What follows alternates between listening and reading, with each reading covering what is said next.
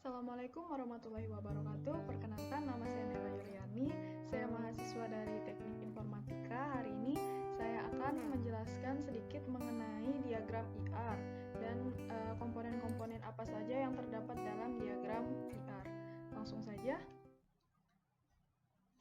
Jadi di sini kita punya tugas, di mana tugas ini dibagi jadi 6 bagian, yang di sini saya satukan menjadi satu inti dari tugas tersebut, di mana kita diminta untuk menentukan entitas, atribut, relasi, kardinalitas, dan derajat relasinya. Jadi pada tugas ini kita diminta untuk membuat diagram IR tentang mahasiswa yang meminjam buku di perpustakaan. Nah, tugasnya adalah pada saat daftar menjadi anggota perpustakaan fakultas, dicatat nama, nomor mahasiswa atau NIM, dan nama dan alamat mahasiswa.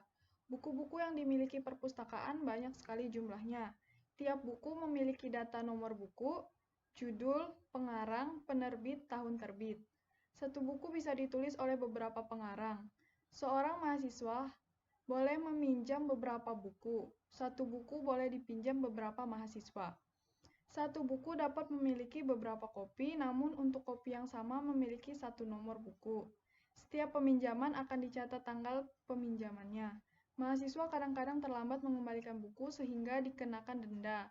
Mahasiswa dianggap terlambat jika mengembalikan buku lebih lama dari 1 minggu. Fakultas memiliki 3 jurusan dan tiap jurusan memiliki perpustakaan. Mahasiswa boleh meminjam dari perpustakaan manapun di jurusan tersebut. Setiap mahasiswa otomatis menjadi anggota perpustakaan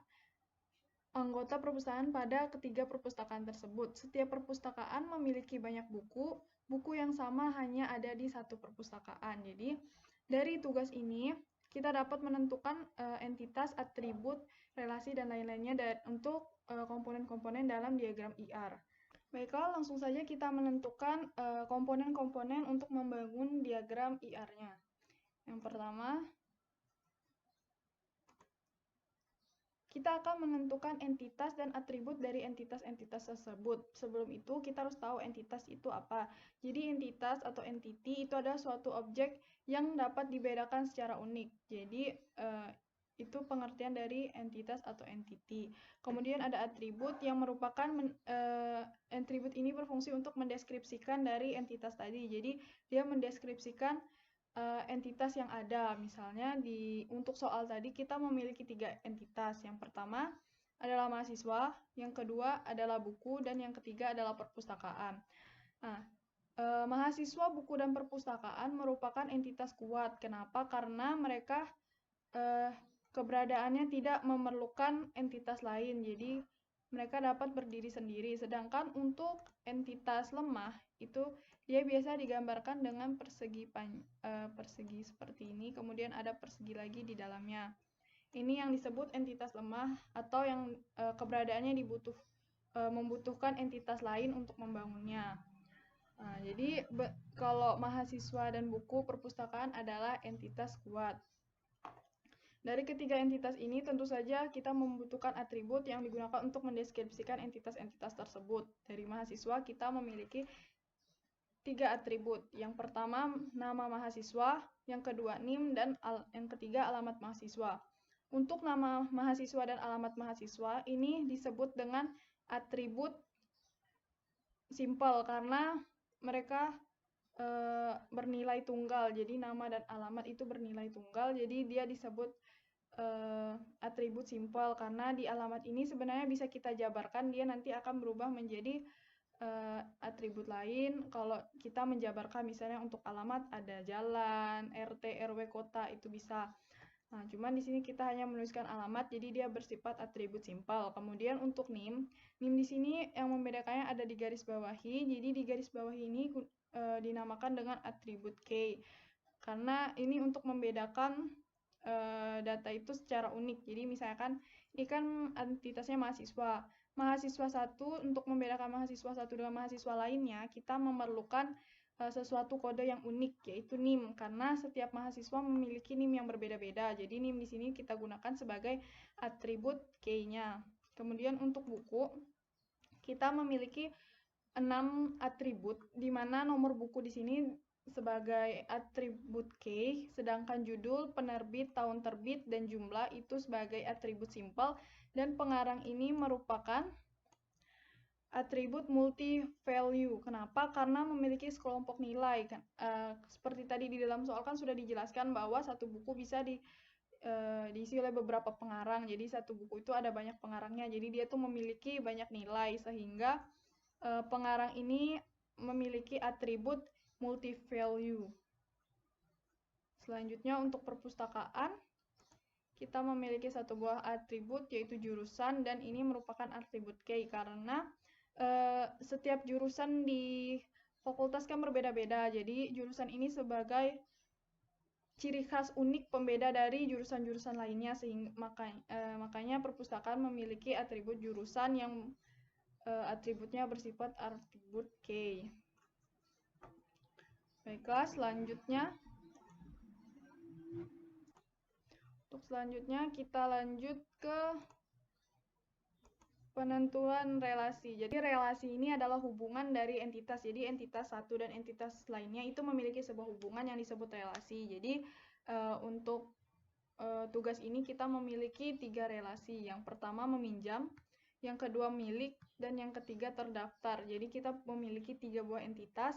Relasi di sini hubungan antar entitas, di mana meminjam ini adalah hubungan antara mahasiswa dan buku. Jadi hubungan mahasiswa dengan buku adalah meminjam. Kemudian untuk hubungan buku dan perpustakaan itu memiliki hubungan milik karena buku kan tadi sudah dijelaskan pada soal bahwa satu buku dimiliki oleh satu perpustakaan. Kemudian terdaftar ini hubungan antara mahasiswa dengan perpustakaan, di mana mahasiswa otomatis menjadi anggota perpustakaan kan. Jadi mahasiswa tuh langsung terdaftar otomatis menjadi anggota masing-masing perpustakaan di jurusannya. Dari ketiga relasi ini, di relasi meminjam memiliki 3 atribut.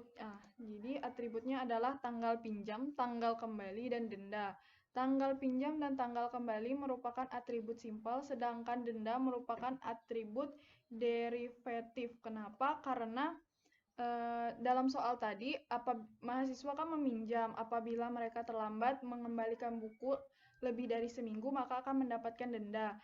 Atribut derivatif ini dihasilkan dari turunan atribut lainnya. Jadi tanggal kembali, tanggal pinjam, dia merupakan turunan dari atribut tanggal kembali. Apabila tanggal kembalinya terlambat, maka mahasiswa tersebut akan dikenai denda.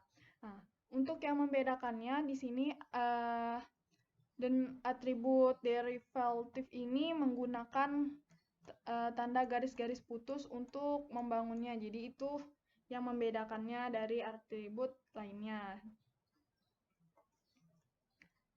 Baiklah, selanjutnya kita langsung saja ke bagaimana sih bentuk diagram dari tugas tadi.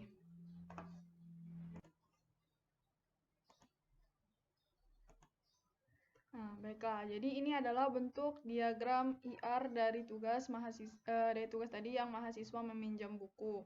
Jadi kita memiliki 3 atribut di 3 entitas, maksud saya. Yang pertama mahasiswa.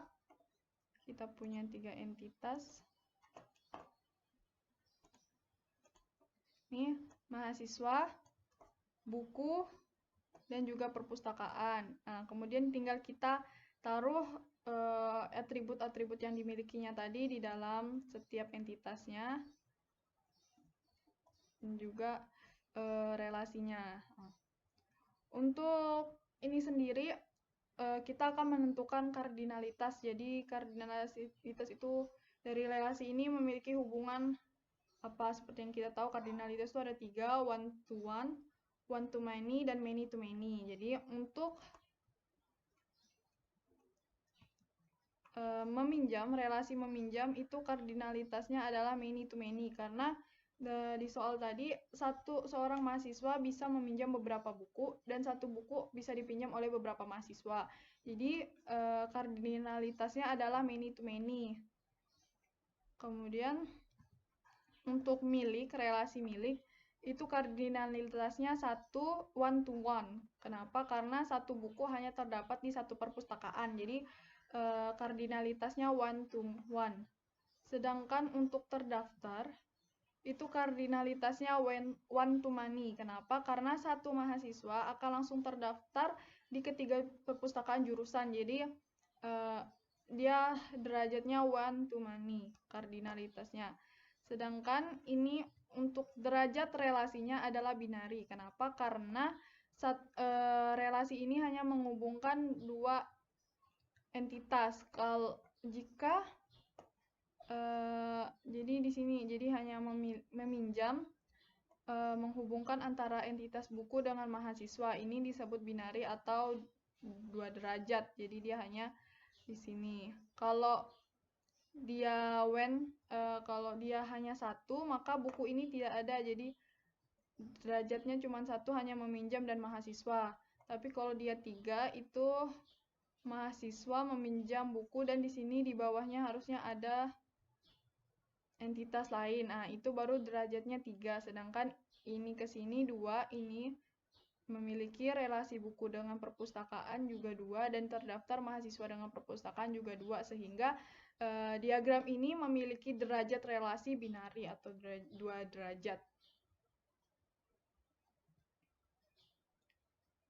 Baiklah, sekian penjelasan dari saya, kurang lebihnya mohon maaf, semoga bermanfaat.